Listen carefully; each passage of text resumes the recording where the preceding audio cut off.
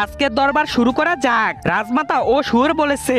আরে ও তোমাকে শুয়োর বলেছে তাই কি ছোট হয়ে গেছো? আরে রাজমাতা ও আমাকে না আপনাকে বলেছে শুয়োর।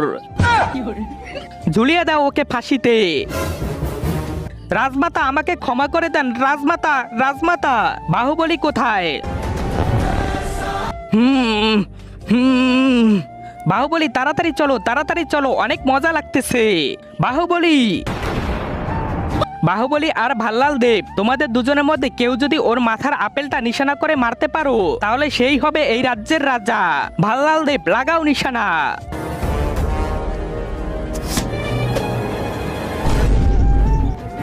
বাহুবলী এখন তুমি লাগাও নিশানা।